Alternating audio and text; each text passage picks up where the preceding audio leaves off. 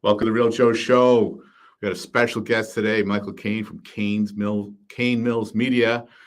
Today we're going to be talking about taking your next step to your next career move, whether it's finding a new job, a new career. Michael is an expert at helping you with your resume building, getting found on LinkedIn, interviewing process, the entire thing. We're going to go through it. So whether you're a realtor or not, this is going to be a great show if you're looking to advance your career. Stay tuned.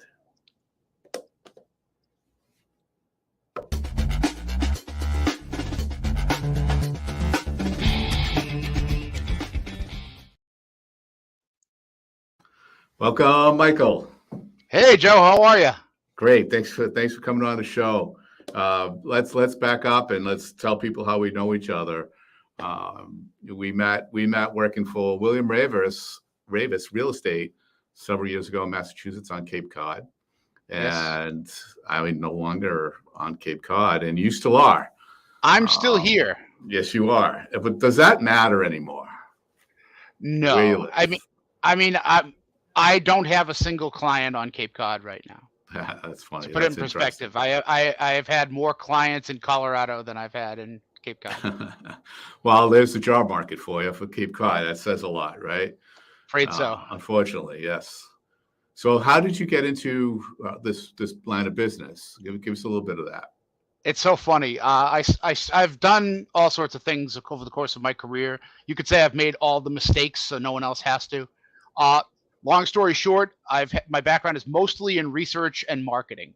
So whether it be public policy research, putting together spreadsheets for energy guys, you name it, and then marketing such as social media and really preparing attractive materials for people to use.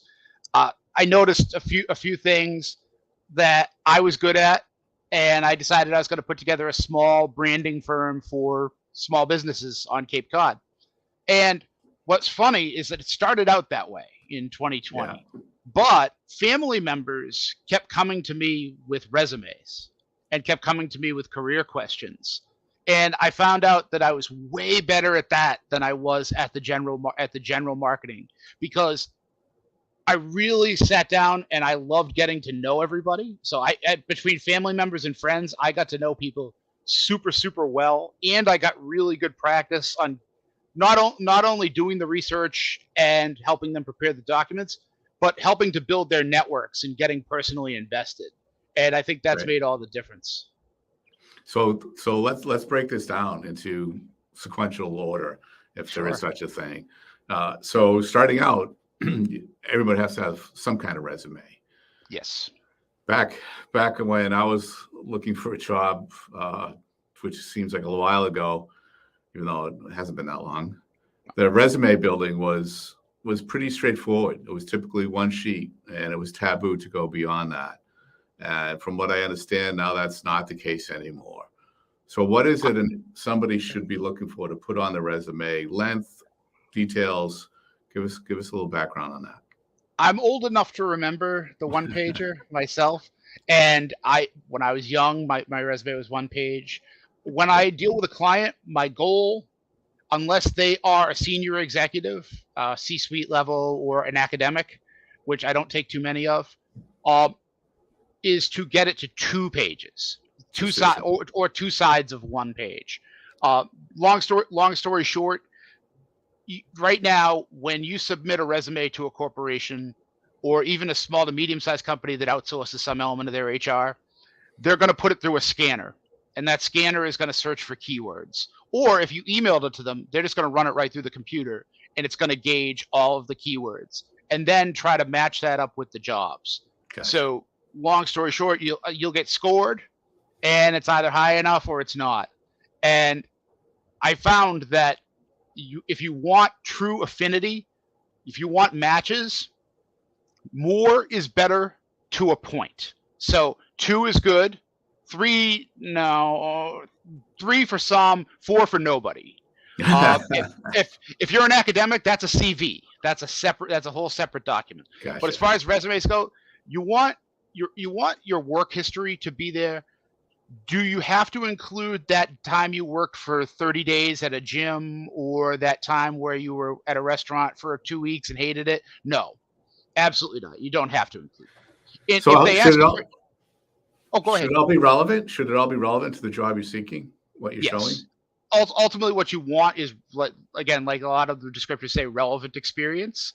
Now, if someone asks you for a comprehensive work history or a background check, then that's a separate document, so you can include Gotcha. those things there. But as far as relevant experience is concerned, especially when you start getting 25, 30 years of experience, there's gonna be forks in the road. There's gonna be different things. So relevant experience is great. But what surprises me is how many times people look at their job experience and miss out on a lot of relevant details in other jobs that they've had that really could apply to this. Right. So, especially when it comes to soft skills, sales, performance, uh, really long story short, the things you do every day that you take for granted are not as common as you think they are, and they're generally worth including. So That's so interesting. relevant experience, but I would err on the side of, if you have a job that had some relevant characteristics, especially if it's something that casts you in a positive light, then I would include. Yeah, I I mean, would you don't think have to put 8 bullets on it, but include. I would think that's probably where a big part of your value is. 'Cause as somebody who's in the job, if I were writing a resume, I wouldn't even notice that. I wouldn't understand that that's a unique skill because I'm doing it every day. Yes. You have the insight to be able to say, hey, let's put that on there and emphasize the things that other employees are looking for. I learned that the hard way. I mean, that for me, for years, I had gone by the keep it simple, stupid method. I took everything I did as just sort of a daily routine and took it for granted. In part because I didn't want to write about soft skills, which turned out to be a big mistake. Right. Um, Right. because not everybody knows you, and especially if you get Yeah. it past the scanner, it's going to go to a human being, and at some point, that human being wants to know a little bit more about who you are. Uh, don't, you don't have to overshare like Chunk from the Goonies, but you just share just enough. Like let them know you're human. Let them know you're alive. You don't have to tell them about that time you got ditched at the prom or anything like that.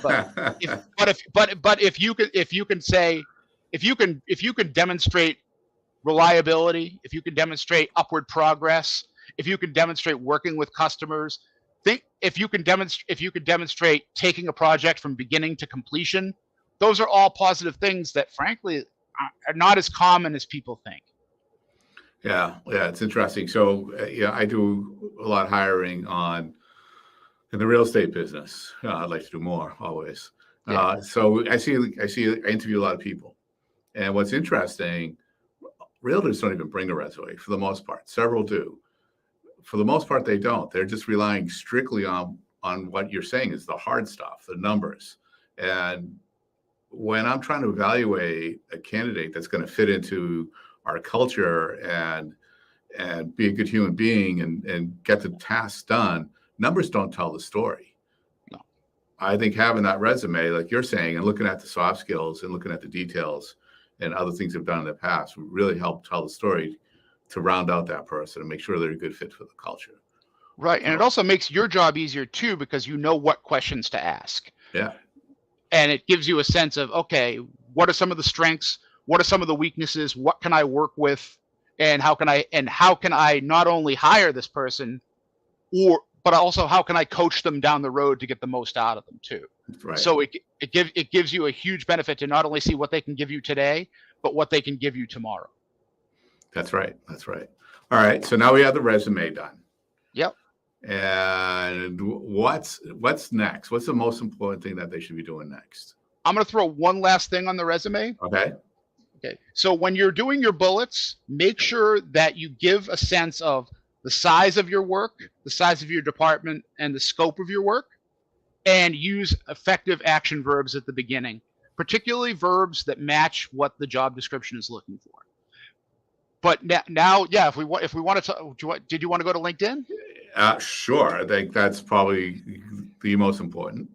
Yeah. LinkedIn is it's evolving, right?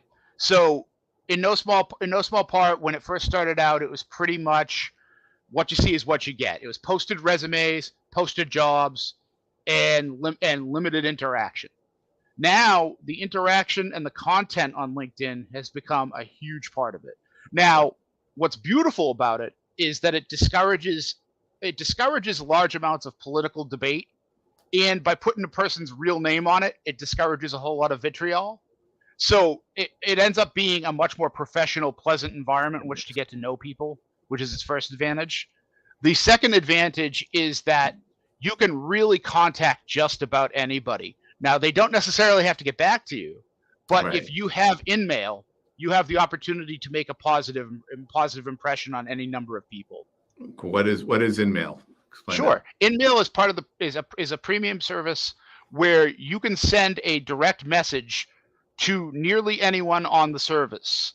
So in other words, if there's a person who is the executive vice president of a company that you particularly admire and have some questions about, if you send that person an intelligent question, I'm not saying they're necessarily going to answer it, but it's a greater chance than it is of you posting it in the message forum somewhere on some random part of their website. If you Gotcha. and it's what's always surprised me, I learned this from a mentor of mine who was a Jesuit priest. He said a well-written, structured letter that asks intelligent questions will get more answers than you would ever imagine. And that's been proven correct. So there lies a challenge. Well written. Yeah. That's not easy to do. I forget who No. said it. It takes longer to write a short letter than it does to write a long one. That's the truth. Yeah. So being concise and being precise is important when you're reaching out to someone that's at that level that you want to impress. Yeah. I think the beauty of it, the beauty of that is that with LinkedIn, brevity is encouraged because of character counts. Right. So you really do want, and you have every incentive to prepare heavily before you do it. Now, when you're reaching out to somebody, you say ask a question. Is it, hey, I'm looking for a job. What do you have? Or is it more detailed? What kind of questioning should they be doing? What kind of questions should they be? I would never ask for a job in an introductory message. Just do not do that. The question you want to be asking would be something germane to the industry or germane to their experience, in particular a shared experience that you may have that demonstrates your degree of professionalism and competence. So Gotcha. and also be genuinely curious too, because some of these businesses are frankly super interesting and they're directly related to things that we do every day. So a good question, obviously nothing personal or confidential or anything like that, and don't ask for a job during on an InMail. But again, intelligent conversation really helps a lot. And so where's it go from there though? So you start engaging with somebody, and they're the one that responds. Then what? It depends, right? So if you have that, some people will respond and say, that's interesting, and we'll just connect with you. Now, probably not the CEO of Pfizer. He probably won't connect with you right away. He's too busy. He's got other things to do. CEO of Pepsi, probably not. Tim Cook, probably not. But if there are people that are a couple levels ahead of you, then I find that that's really the sweet spot, right? Gotcha. So, and that's also a place where you can follow them as well. So if you send them a message and you follow them, there's a strong possibility. Now, I wouldn't call it a majority, I wouldn't call it 100%, but I would say there is a strong possibility that they will in turn follow you or link up or connect with you as well. So again, that gives you the opportunity to send more messages down the road with more questions and further a relationship. Do you help guide your clients to whom they should be connecting or with whom they should be connecting? Networking is a big part of what I do with clients. Okay. So I have right now my LinkedIn network is over 5,000 folks, and a big part of that are affinity networks between high school, college, geography, industry, etc. So what I try to do is make introductions between clients and folks in my network that are really, really relevant and really helpful. Oftentimes, what's surprising is that a 5-minute phone call with someone who really knows what they're doing 2 to 3 steps ahead can save a person a whole lot of agony down the road. It lets them see further down the road, and it really makes a difference. So, okay, I also teach how to network. I mean, I think that's another important thing too. how to network online or Yeah.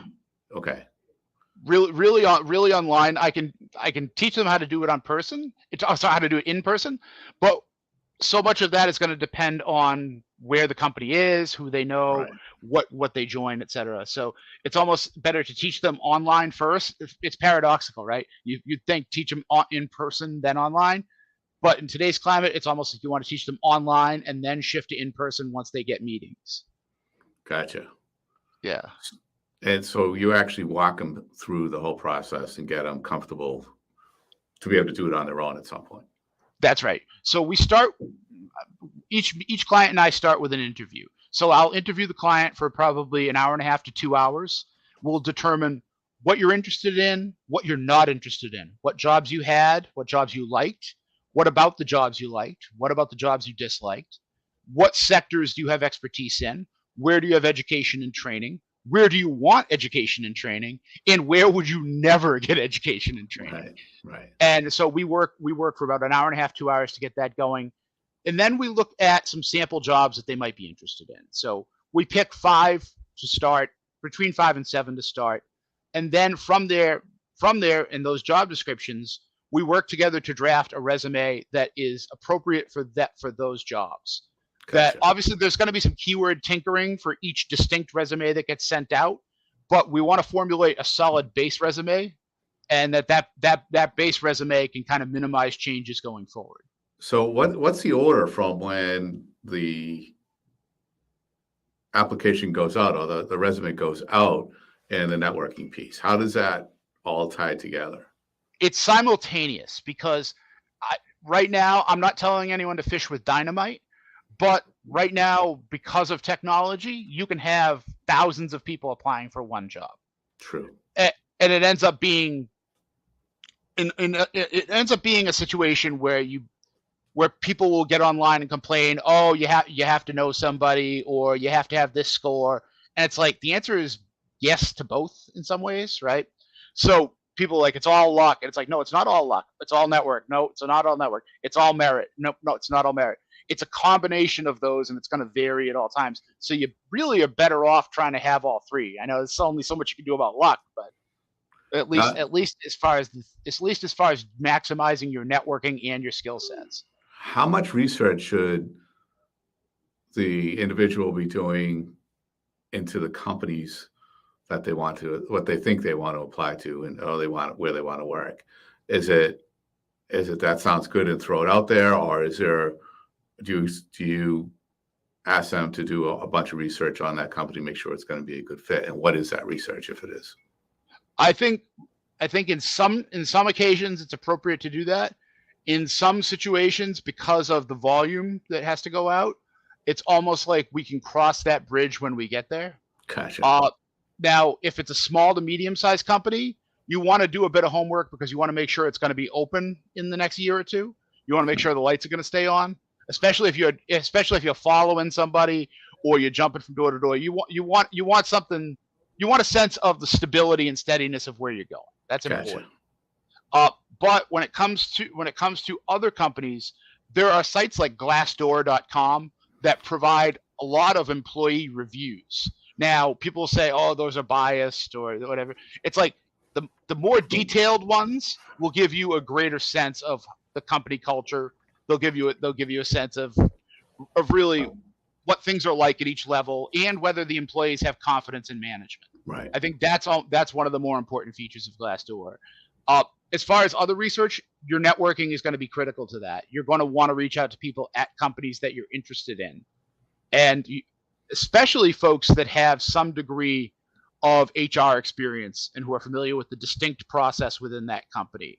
So not only the people that do your job and are possibly subject matter hiring managers, but also people that have experience reviewing resumes in that sector in particular. So no small part of the networking is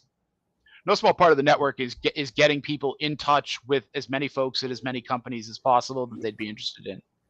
What kind of time are they spending on this? Most, a lot of people are working already, and oh yeah, when they're looking for something to advance themselves, they can't take their eye off what they're doing. How much time are they putting into this? It really does depend. It's case by case. So I have some folks that are working 70 hours a week, and I have some folks that have been watching Maury for a year, and it really will it will vary. Right. Now, the best thing I can say is that a guy like me is best viewed as a personal trainer, not a surgeon.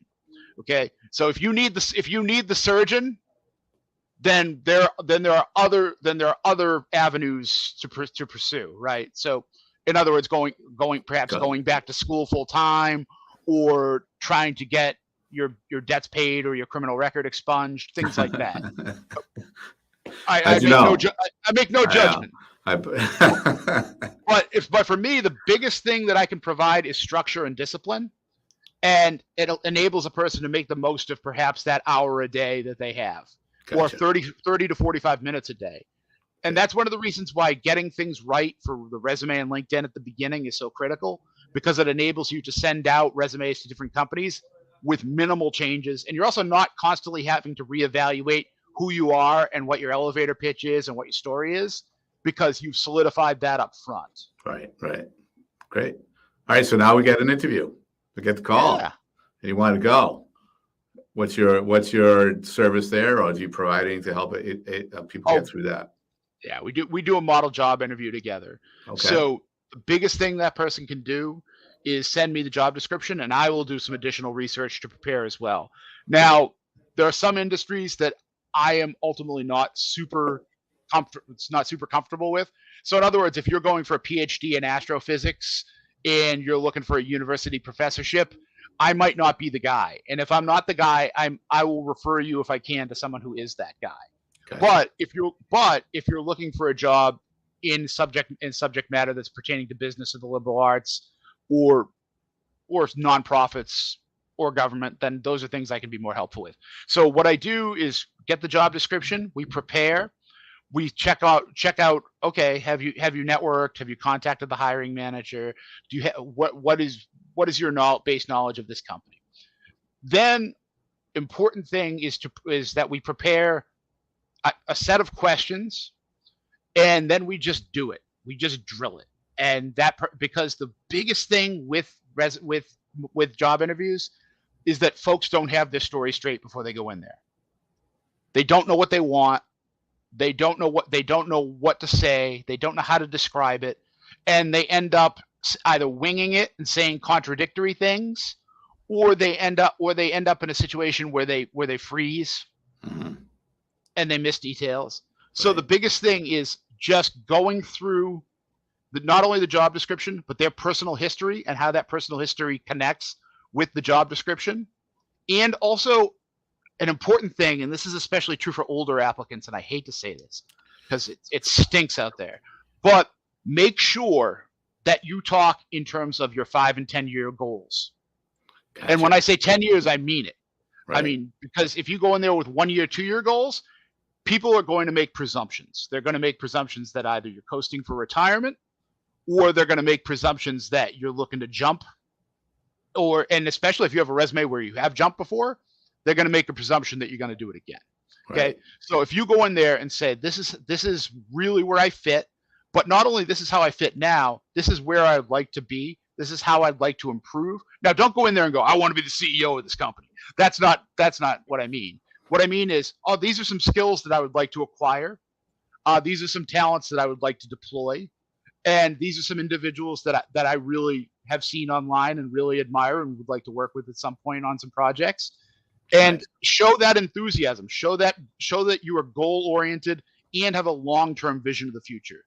Now, if you're 103 years old, maybe that's not the best advice. But for anyone short of maybe 96, having that 5 to 10 year plan is very important. I like it. So I have a long time to go when this.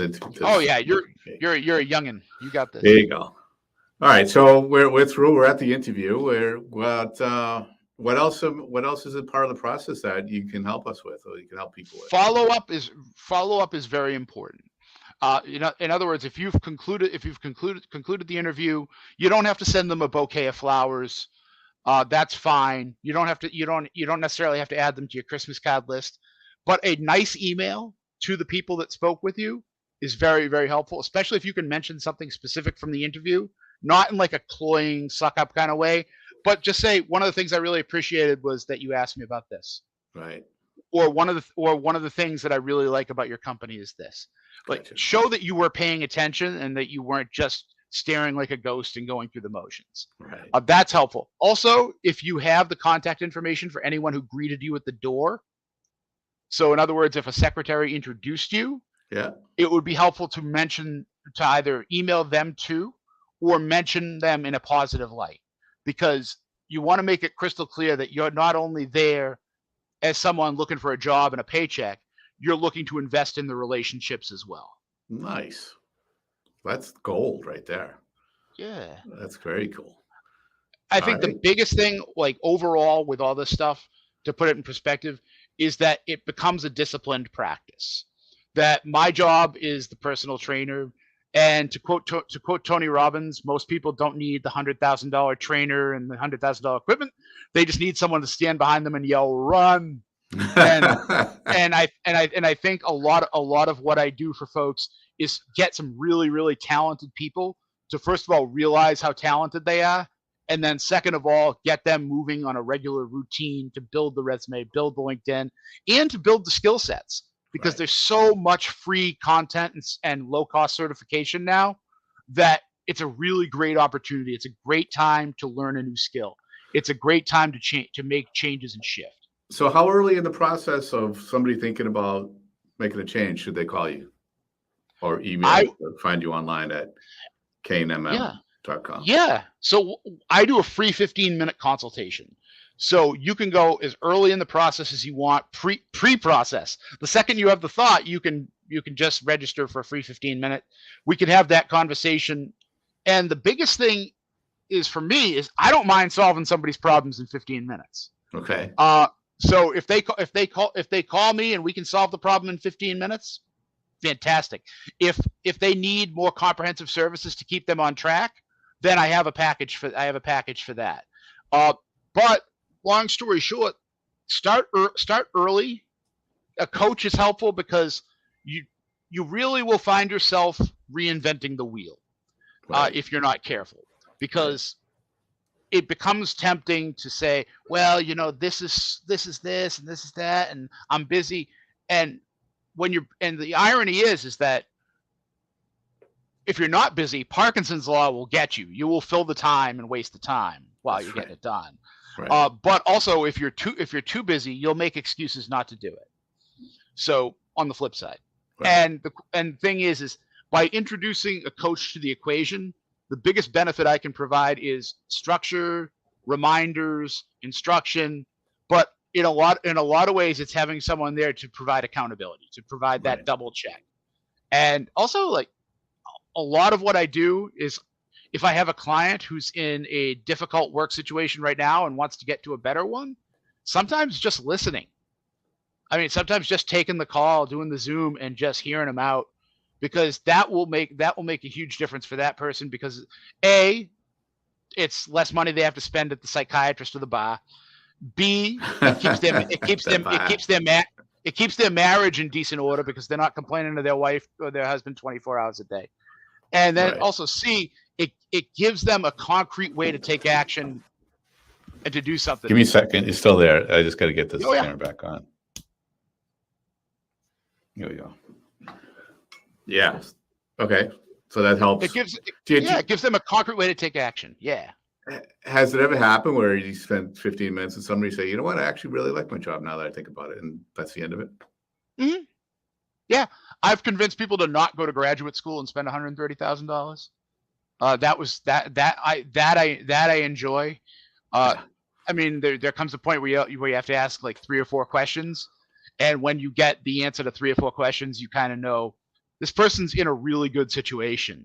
They're just tired, or this person just doesn't get along with their boss, or this person could use 1 or 2 classes, but they're mostly fine. Have you had a situation where somebody's, pretty young out of college, maybe they're in their second role, they're doing really well, and they're happy, and they want to think, okay, 2-3 years out, I want to aim for this kind of position. I may or may not be able to get it internally.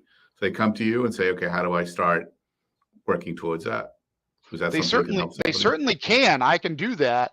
My thing is this, is if you are under the age of say 26 or 27 and you graduated from a college or university, and particularly in the Boston area, a lot of those colleges have career center services that they offer to alums for Right. free. Right. So I'm not going to take your money when you still have access to those resources. So Gotcha. what I would say to folks in that particular situation is maximize your relationship with your career center at your university, and really talk to your dean's office as well, especially if you went to a business college, because every incentive of a school of management is to have their students employed in the best way possible. Right. So if those dean's offices can help you with connections, if they can help you with instructions on courses, if they can direct you to a master's program that isn't going to bankrupt you till you're 72, fantastic. All for it. Where I become useful is when you hit your 30s and the college doesn't take your calls anymore. Right. But you really want to go from director to VP, or you want to go from manager to director, or you're looking to change careers entirely. Right. Like that's where I become most useful personally, but also the stuff I love. For me, the stuff I love is working with people, particularly people over 45, 50, and who are reinventing or who are coming back to the workforce. Because especially post-COVID, a huge swath of the market retired. A lot of people died. A lot of people retired. A lot of people changed their entire attitude towards work, which in some ways is great for them personally, because personal happiness for the people that changed their approach is great. Don't get me wrong. At the same time, the shortages in the market are pretty real. The trouble and wages are rising to meet it, which is good. Yeah. I think the question for people who are in that period of time is, how do we get you to go from 0 to 60? We don't need you to go from 0 to 180 in 2 days. Right. But how do we develop habits that enable you to say, hey, today's Monday, it's 9 o'clock. Jerry Spring is not on till noon, so we got 3 hours. So let's put together at least one resume for one company.